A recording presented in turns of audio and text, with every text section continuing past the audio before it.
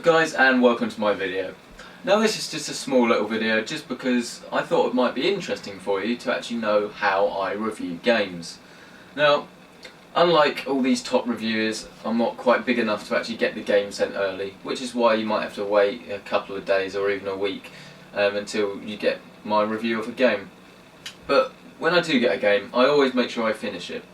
So, unless it's some 30-hour RPG, you can guarantee that I would have finished the game before I review it. Now, once I've actually finished the game, I can collate my thoughts, and the way I do this is with this, a review form.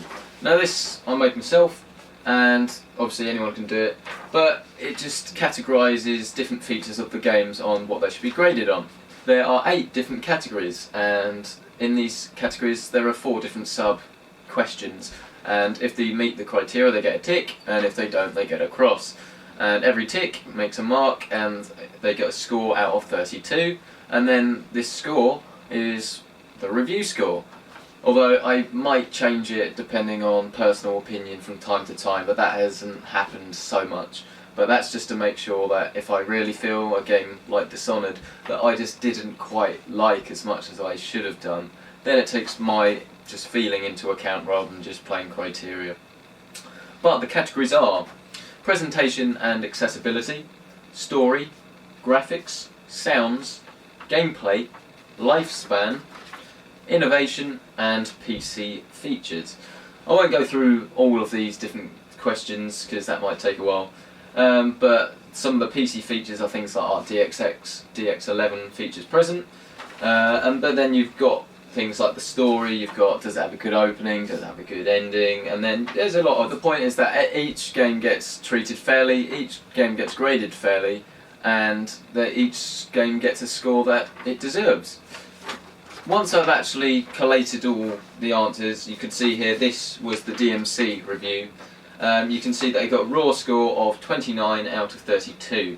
Now if I'd wanted to change that, then I could have adjusted it by a couple of marks, depending on what I thought was really good about it. It's all well having a really well constructed game, but if it's just not that much fun, then it's not going to get such a good score.